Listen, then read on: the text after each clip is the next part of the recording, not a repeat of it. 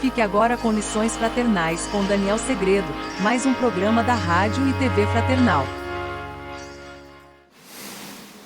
Olá, amigos e amigas da Rádio e TV Fraternal, muito bem-vindos a mais um capítulo, a mais uma Lições Fraternais, mais um capítulo do Lições Fraternais, né? Continuando aí no capítulo, hoje atingimos o capítulo 52 do Religião dos Espíritos. E esse tema de hoje é bastante interessante e, como a gente sempre diz, muito atual. Por que muito atual? Porque a gente sempre vê essa questão relacionada...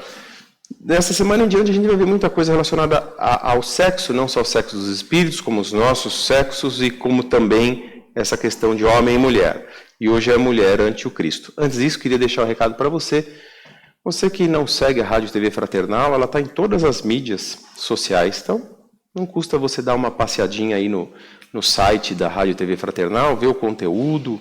Tem muito conteúdo bom, tem muita leitura, tem muita música boa. Enfim, com certeza alguma coisa vai mexer com você, vai te agradar, vai levar em consideração aquilo que você está querendo ouvir, aquilo que você precisa aprender. Então vamos lá para o capítulo 52 do livro Religião dos Espíritos, a mulher ante o Cristo. Toda vez nos disponhamos a considerar a mulher em plano inferior, lembremos-nos dela ao tempo de Jesus. Há 20 séculos, com exceção das patrícias do Império, quase todas as companheiras do povo, na maioria das circunstâncias, sofriam extrema abjeção, convertidas em alimárias de carga, quando não fossem vendidas em asta pública. Tocadas, porém, pelo verbo renovador do Divino Mestre, ninguém respondeu com tanta lealdade e veemência aos apelos celestiais. Entre as que haviam descido aos vales da perturbação e da sombra, encontramos em Madalena o mais alto testemunho do soerguimento moral das trevas para a luz. E entre as que se mantinham no monte do equilíbrio doméstico, surpreendemos em Joana de Cusa o mais nobre expoente de concurso e fidelidade. Atraídas pelo amor puro, conduziam à presença do Senhor os aflitos e os mutilados, os doentes e as crianças. E embora não lhe integrassem o currículo apostólico, o círculo apostólico, foram elas, representadas nas filhas anônimas de Jerusalém, as únicas demonstrações de solidariedade espontânea que o visitaram, desassombradamente, sob a cruz do martírio, quando os próprios discípulos debandavam. Mais tarde, junto aos continuadores da Boa Nova, sustentaram-se no mesmo nível de elevação e de entendimento. Dorcas, a costureira jopense, depois de amparada por Simão Pedro, fez-se mais ativa colaboradora da assistência aos infortunados. Febe, a mensageira da epístola de Paulo de Tarso aos Romanos. Lídia, em Filipos, é a primeira mulher com suficiente coragem para transformar a própria casa em santuário do Evangelho nascituro. Lloyd e Eunice, parentas de Timóteo, eram padrões morais da fé viva. Entretanto, ainda que semelhantes heroínas não tivessem de fato existido, não podemos olvidar que, um dia, buscando alguém no mundo para exercer a necessária tutela sobre a vida preciosa do embaixador divino, o supremo poder do universo não hesitou em recorrer à abnegada mulher escondida num lar apagado e simples. Humilde ocultava a experiência dos sábios. Frágil, como o lírio, trazia consigo as resistências do diamante. Pobre entre os pobres, carreava na própria virtude os tesouros incorruptíveis do coração e, desvalida entre os homens, era grande e prestigiosa perante Deus.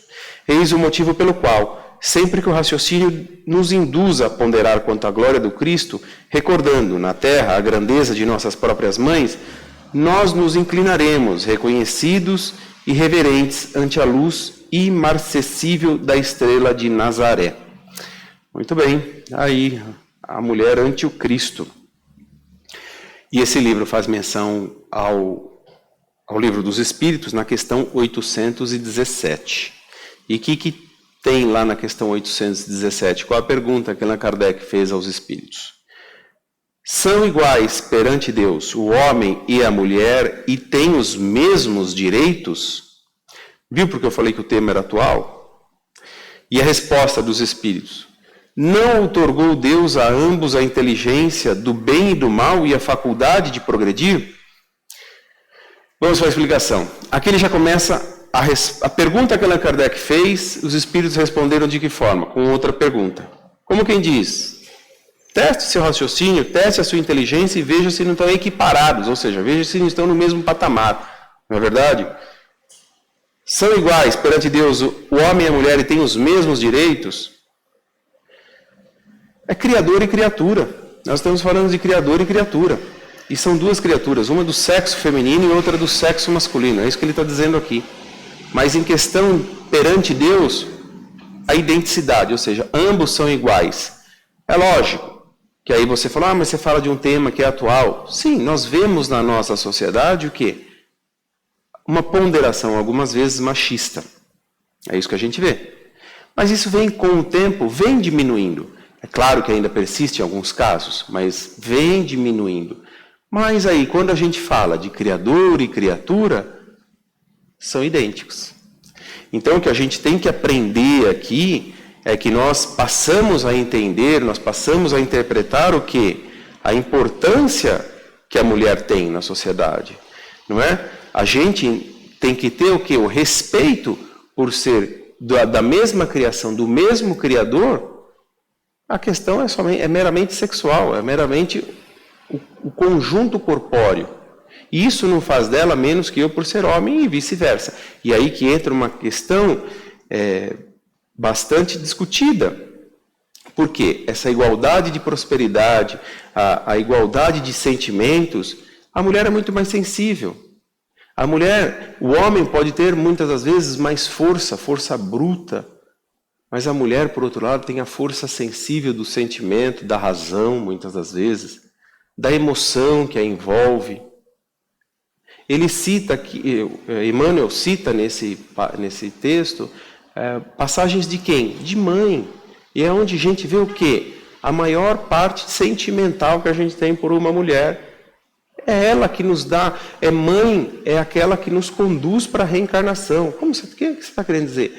Ela é o carro, ela é o veículo, ela é o meio pelo qual nos dá a oportunidade de, como espíritos, reencarnar. Então é a mulher que concebe isso. Em que pese necessita do homem, porque a formação de um novo ser é o componente material, é o componente genético do homem e o componente genético da mulher que formam um novo ser. Então a importância dos dois e a importância individualizada ao mesmo tempo. Cada um fornece um material genético para formar um novo ser. Isso não faz da mulher menos, tampouco do homem menos ou mais. É em pé de igualdade, é isso que ele está falando aqui. E aí, agora a gente vê o que muitas das vezes a gente vê. Por conta, na nossa sociedade atual, por conta dessa questão de que houve um tempo de machismo, inclusive até nas religiões, na política, na religião no sentido de que a mulher, o que acontecia? Não participava de certos cultos em algumas religiões, o homem ia na frente, a mulher andava para trás, ficava sempre atrás do homem, mas isso vem mudando, essa percepção vem mudando, ou seja, vem criando a sensibilidade de entender esse respeito que quando Jesus nos disse que amar e respeitar era uma forma de amar, o respeitar era uma forma de amar. E aí entra para a mulher. E aí, como eu disse, nesse atual, no momento contemporâneo, a gente vê o quê? Uma tentativa de revanchismo, que por conta desse jeito ao ocorrer o machismo, agora querer o quê? Enaltecer a mulher, desmerecendo o homem. Mas aí a gente está aplicando, na verdade, que lei? A lei de Talião, olho por olho, dente por dente. Então agora a gente vai fazer a justiça dessa forma. Não estou criticando nenhum ato, nenhuma atitude feminista, nada disso. Mas é uma questão de reflexão. Porque se aquilo foi ruim, né? Se o machismo foi ruim, por que agora fazer a mulher um revanchismo para desmerecer o homem? Qual a razão nisso?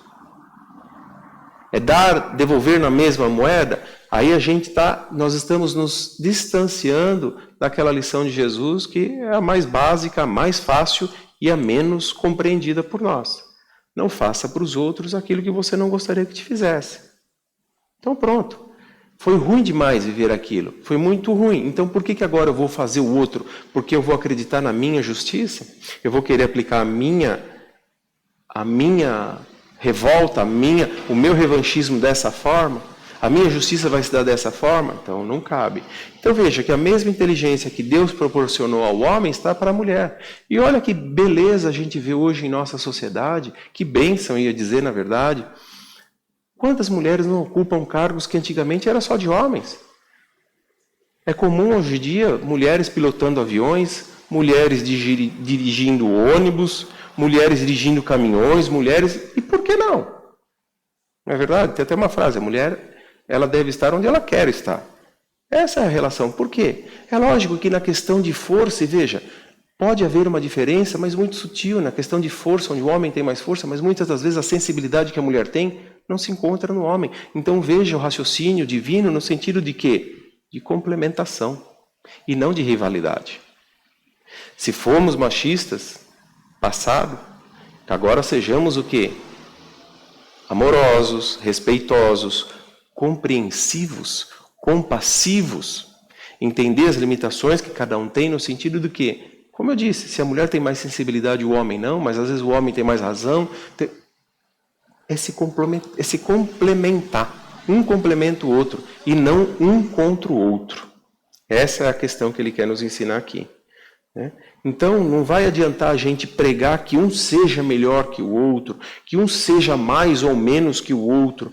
Na verdade, é isso. É essa complementação da inteligência. Por isso que fala que a célula máter da família, a família é a célula máter da sociedade, ou seja, a união, a constituição de uma família começa ali, quando um homem e uma mulher se unem e dão a condição de novos espíritos reencarnarem. E formam ali uma nova família. E juntos vão saber administrar esse lar, essa família, se complementando e não se rivalizando e não se medindo no sentido de que eu sou mais, você é menos, eu faço isso. É claro que ainda vemos machismo quando o homem não aceita que a mulher ganhe mais, mas o mérito é dela. Que mal há nisso? Se ela ganha mais, talvez se aperfeiçoou mais, se destacou mais no serviço que exerce. E olha, através do quê? Da inteligência dela. E muitas das vezes o homem não progrediu dessa forma, por quê? Porque não desenvolveu, não foi atrás dos interesses como a mulher foi. E o maior exemplo que nós temos de mulher, quem que é? Mãe Maria, como a gente fala, não é mesmo? Ela que deu o sim tácito, né? Aquele sim que eu servirei ao Senhor, e não questionou nenhuma das condições pelas quais foi colocada a missão dela. Ela não questionou se ia sofrer, se ela ia chorar, ela nem sequer sabia pelo que ela ia passar. Mas veja, a mulher, como nós costumamos dizer, entre aspas, de fibra, ou seja, resistente, que enverga, mas não quebra, que passou por todas as dificuldades ao lado de Jesus, sem esmorecer. Ainda que seu coração estivesse dilacerado, mas ela teve força suficiente e coragem, pautada na esperança, na fé que alimentava ela, de seguir adiante e ver que mesmo diante daquela situação, onde o filho dela era crucificado, ela nada poderia fazer contra aquela inúmera quantidade de homens. Mas ela foi perseverante o suficiente para se manter simplesmente na presença de mãe, na presença de mulher, perto do seu filho. E aí, qual a sua reflexão acerca da mulher ante o Cristo? Eu vou ficando por aqui, espero revê-lo na próxima semana. Uma boa semana e até lá. Tchau!